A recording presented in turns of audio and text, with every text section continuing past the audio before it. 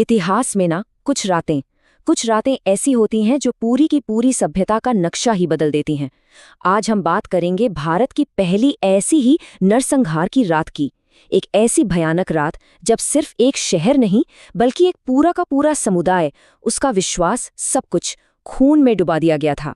तो चलिए चलते हैं इतिहास की उस सबसे अंधेरी रात की गहराइयों में और समझने की कोशिश करते हैं कि आखिर ऐसा क्या हुआ था कि एक रात इतिहास का सबसे गहरा जख्म बन गई।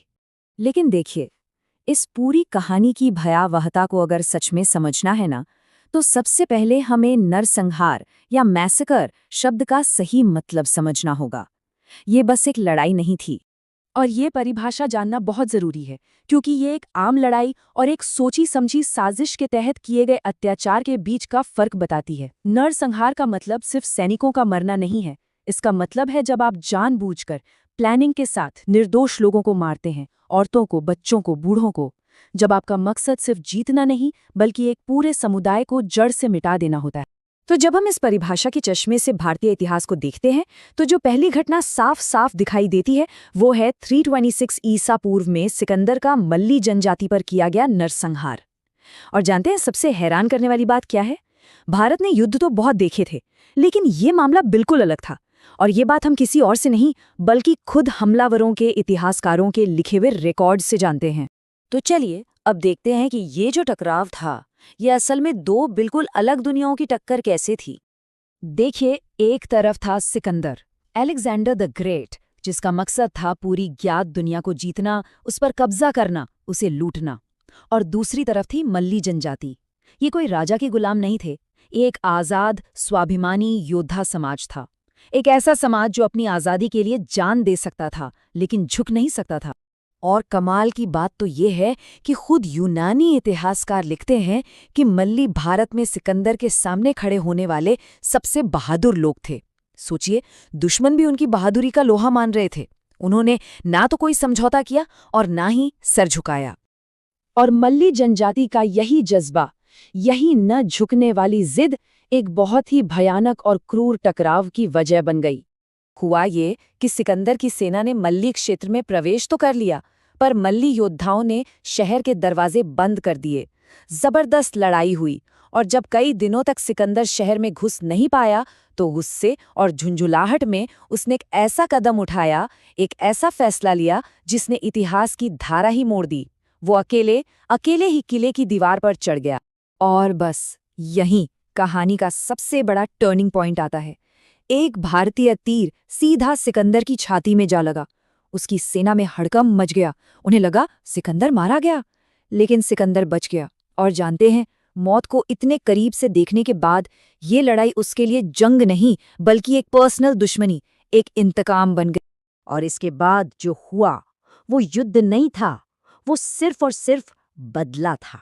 जैसे ही सिकंदर थोड़ा ठीक हुआ, उसने सिर्फ एक हुक्म दिया, सबको मार डालो, किसी को भी जिंदा मत छोड़ना। और बस इसी एक लाइन के साथ भारत के इतिहास का पहला रिकॉर्डेड नरसंहार शुरू हो गया। उस रात क्या हुआ, इसका अंदाजा लगाना भी मुश्किल है। पूरे शहर को आग के हवाले कर दिया गया। लोगों को उनके घरों से घसीट घसीट कर बाहर निकाला गया और मार डाला गया। औरतों और बच्चों को भी नहीं बख्शा गया। यहाँ तक कि जो लोग मंदिरों में पनाह लिए हुए थे, उन्हें भी बेरहमी से कत्ल कर दिया गया। ये एक सोचा समझा प्लान था। मकसद सिर्फ जीतना नहीं बल्कि मल्ली जनजाति का नामो निशान मिटा देना था। और ये बात मैं नहीं कह रहा, खुद सिकंदर का यूनानी इतिहासकार एरियन लिखता है कि किसी भी उम्र या लिंग के इंसान को नहीं बख्शा गया। सोचिए, ये दुश्मन का प्रोपेगेंडा नहीं है, ये हमलावर के अपने ही इतिहासकार की गवाही है। अब देखिए, कितने लोग मारे गए इसका कोई सटीक आंकड़ा तो नहीं है, लेकिन ये तय है कि हजारों निर्दोष नागरिक मारे गए थे। और इस एक रात ने मल्ली जनजाति की कमर तोड़ दी, उनकी शक्ति को हमेशा के लिए खत्म कर दिया। आज के इतिहासकार जब इस घटना को देखते हैं तो वो इसे एथनिक क्लेंजिंग यानी जातीय सफाई जैसी घटना कहते हैं।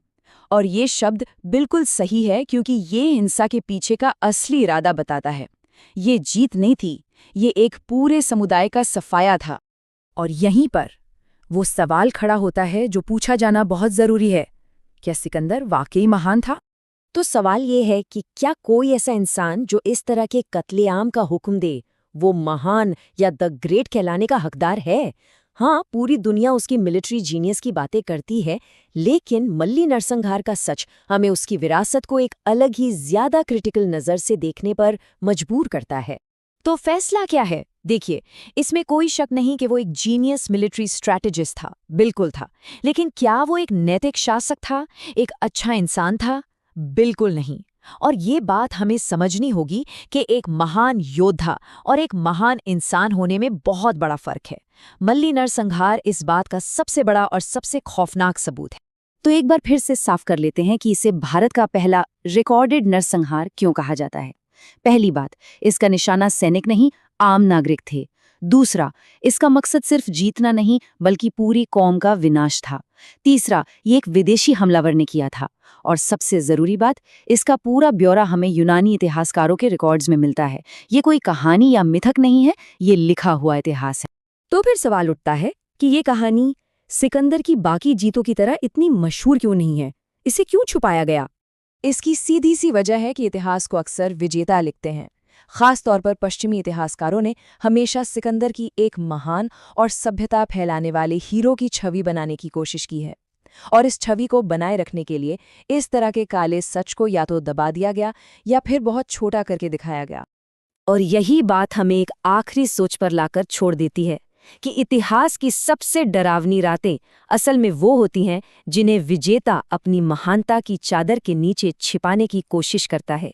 सच्चा इतिहास सिर्फ हीरो की जय जयकार करना नहीं है। सच्चा इतिहास उन हीरोज के अंदर छिपे राक्षसों का सामना करने की हिम्मत रख